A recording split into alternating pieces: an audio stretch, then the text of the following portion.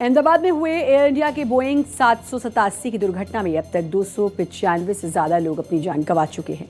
मरने वालों में 241 विमान यात्रियों के अलावा मेडिकल कॉलेज के हॉस्टल में मौजूद छात्र भी थे।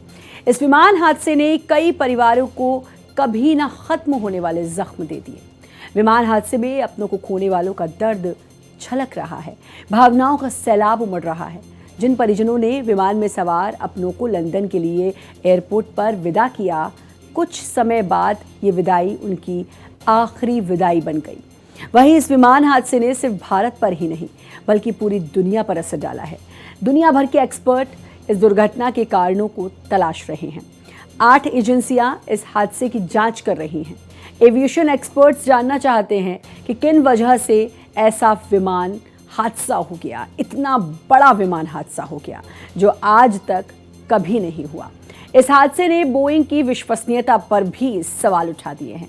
अब सभी की नज़र इस विमान के ब्लैक बॉक्स पर है जो इस हादसे की गुत्थी सुलझाएगा। ब्लैक बॉक्स से ही पता चल सकता है कि आखिरी सेकंड्स में आखिर क्या कुछ हुआ था। गुजरात के अहमदाबाद में हुए भयानक विमान हादसे ने देश के हर शख्स को गमगीन कर दिया है। एयर इंडिया का ड्रीमलाइनर प्लेन अहमदाबाद एयरपोर्ट से उड़ान भरने के 50 सेकंड बाद ही बेहद खतरनाक ढंग से क्रैश हो गया और इसके साथ ही पल भर में 297 जिंदगियां हमेशा हमेशा के लिए खामोश हो गईं।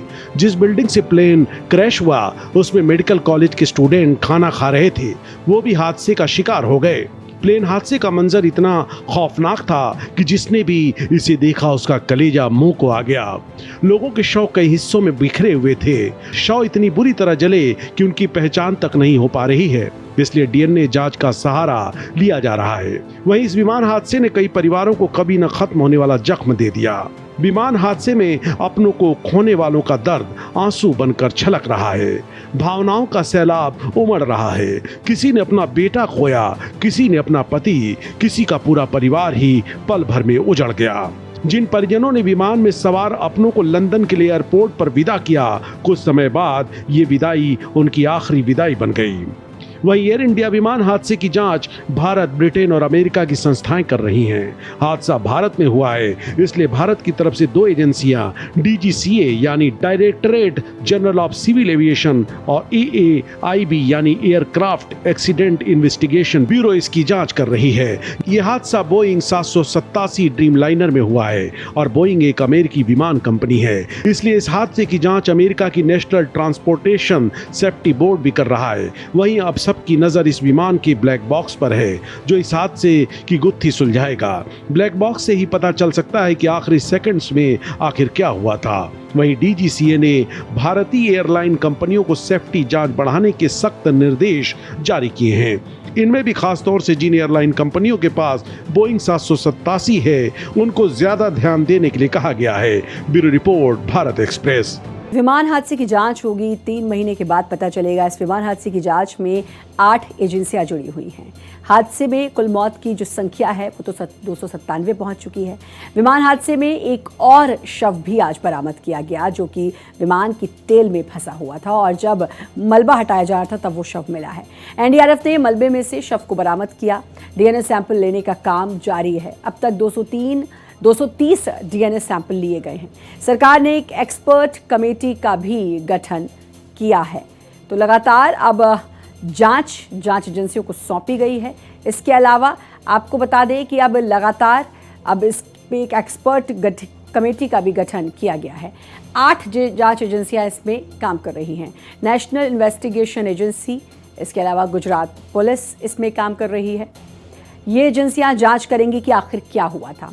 एंटी टेररिस्ट स्क्वाड इसमें काम कर रहा है कि कहीं कोई आतंकी गतिविधि तो नहीं। एयरक्राफ्ट एक्सीडेंट इन्वेस्टिगेशन ब्यूरो इसमें काम कर रहा है। इसके अलावा डीजीसीए भी अब जांच कर रही है। तो लगातार अब जांच हो रही है और हवाई हादसे की जांच ब्रांच ब्रिटेन भी अब इसमें शामिल है। नेशनल ट्रांसपोर्ट सेफ्टी बोर्ड जो कि अमेरिका की है, क्योंकि बोइंग जो है वो अमेरिका की कंपनी है, वो भी अब इस पर जांच कर रही है। इसके अलावा फेडरल एविएशन एडमिनिस्ट्रेशन अमेरिका भी विमान हादसे की जांच और एयर इंडिया विमान हादसे की जांच, आपको बता दें कि भारत, ब्रिटेन और अमेरिका की संस्थाएं कर रही हैं। हादसा भारत में हुआ, इसीलिए भारत की तरफ से 2 एजेंसियां डीजीसीए और यानी directorate general of civil aviation और एएआईबी यानी एयरक्राफ्ट इन्वेस्टिगेशन ब्यूरो इसकी जांच कर रही है। यह हादसा बोइंग 787 ड्रीमलाइनर में हुआ और बोइंग एक अमेरिकी विमान कंपनी है, इसीलिए इस हादसे की जांच अमेरिका का नेशनल ट्रांसपोर्टेशन सेफ्टी बोर्ड भी कर रहा है। विमान अहमदाबाद से ब्रिटेन के गैटविक जा रहा था और इसमें 53 ब्रिटिश नागरिक थे, इसलिए ब्रिटेन की एयर एक्सीडेंट इन्वेस्टिगेशन ब्रांच भी इस हादसे की जांच कर रही है। विमान हादसों की जांच करने वाली संस्थाओं का पहला टारगेट हादसे के सही कारणों को तलाश करना होता है। ये संस्थाएं आरोप प्रत्यारोप नहीं करती हैं एक दूसरे पर, बल्कि ये अपनी जांच रिपोर्ट में केवल हादसे की वजह को बताती हैं, ताकि आने वाले समय में उन वजहों से अन्य हादसे ना हो। इसमें हादसे की जांच में ब्लैक बॉक्स के डेटा का पूरा विश्लेषण किया जाता है। इसमें वॉइस रिकॉर्डिंग में दर्ज आवाज़ों को डिकोड किया जाएगा, फिर एफडीआर से मिले विमान के डेटा के साथ उसका मिलान करते हुए हादसे के कारणों को तलाशा जाएगा। जांच एजेंसियां कई तरह की जानकारियां इकट्ठा करेंगी, जैसे विमान का रडार डेटा, एटीसी से हुई बातचीत, विमान की ट्रैजेक्टरी, विमान के मेंटेनेंस का पूरा इतिहास, पायलट्स की काबिलियत और ट्रेनिंग से जुड़ी जानकारी, और इसके अलावा एयर इंडिया के काम करने की पूरी प्रक्रिया का भी इसमें विश्लेषण किया जाएगा। यही नहीं, जांच एजेंसियां विमान के मलबे की जांच करेंगी और एटीसी के अधिकारियों से पूछताछ भी करेंगी। विमान का मेंटेनेंस देखने वाले क्रू से भी पूछा जाएगा कि आखिरकार उसका मेंटेनेंस कैसा था। ये पता लगाया जाएगा कि हादसे के वक्त अहमदाबाद का मौसम कैसा था। कहीं मौसम की वजह से तो यह हादसा नहीं, इस तरफ से, इस एंगल से भी जांच की जाएगी। पायलट की सेहत कैसी थी और सुरक्षा से जुड़े सीसीटीवी फुटेज को भी देखा जाएगा। तो यानी कि कोई एंगल नहीं छोड़ा जाएगा, चाहे वो बात विमान की हो या फिर उनसे जुड़े क्रू मेंबर्स की हो या पायलट की हो, उनकी ट्रेनिंग की हो, यानी कि पूरा इतिहास पता किया जाएगा। सारी प्रक्रिया जब ये हो जाएगी तो उसके बाद विमान हादसे की शुरुआती जांच रिपोर्ट 30 दिनों के अंदर, यानी कि महीने भर के अंदर सौंपी जाएगी और फिर फाइनल रिपोर्ट 12 महीने के अंदर पेश करनी होगी। तो अब इस तरीके से इस विमान हादसे की जांच की जाएगी। वहीं अहमदाबाद में हुए दर्दनाक विमान हादसे की जांच कई एजेंसियां कर रही हैं। तो वहीं इतने बड़े हादसे की वजह और कमियों का पता लगाने के लिए सरकार ने उच्च स्तरीय समिति का गठन किया है। तो वहीं दूसरी ओर इस विमान हादसे को लेकर विपक्ष अब सवाल उठा रहा है। अहमदाबाद में विमान हादसे से पूरा देश सदमे में है। हादसे में मरने वालों की संख्या 297 तक पहुंच चुकी है। इस विमान हादसे की जांच एयरक्राफ्ट एक्सीडेंट इन्वेस्टिगेशन ब्यूरो यानी एएआईबी कर रही है। एएआईबी टीम का मानना है कि ब्लैक बॉक्स की जांच से महत्वपूर्ण जानकारी मिलेगी। तो वहीं नागरिक उड्डयन मंत्रालय की उच्च स्तरीय बैठक में केंद्रीय गृह सचिव के नेतृत्व में जांच कमेटी गठित की गई है। So from the DGCA we have also given an order to do the extended surveillance for the 787 planes. There are 34 in our Indian aircraft fleet today. I believe that 8 have already been inspected, and then with immediate urgency all of them are going to be done. वहीं इस विमान हादसे को लेकर विपक्ष लगातार सरकार पर सवाल उठा रहा है। कांग्रेस ने इस विमान हादसे की न्यायिक जांच की मांग की है। खासकर सुप्रीम कोर्ट के जज, रिटायर्ड हो या सिटिंग हो, जो भी उचित समझे इसका निचोड़ क्या आएगा या किसका फॉल्ट है ये बाहर निकलेगा।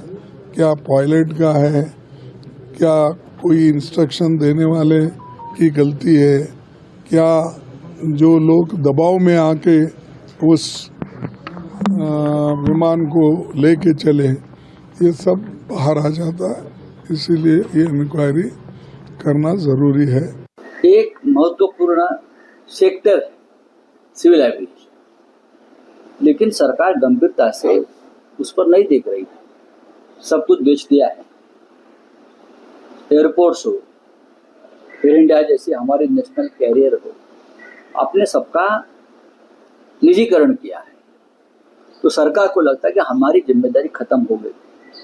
अगर आपकी जिम्मेदारी खत्म हो गई तो आपके मंत्री एक्सीडेंट के बाद कैमरा लेकर क्यों भाग रहे हैं वहां? विमान हादसे को लेकर सवाल उठाए जाने पर शिवसेना ने कांग्रेस पर निशाना साधा है। शिवसेना सांसद साइना एनसी ने कहा है कि कांग्रेस विमान हादसे पर सियासत कर रही है। खरगे और कांग्रेस पार्टी हर विषय पे राजनीति करते हैं।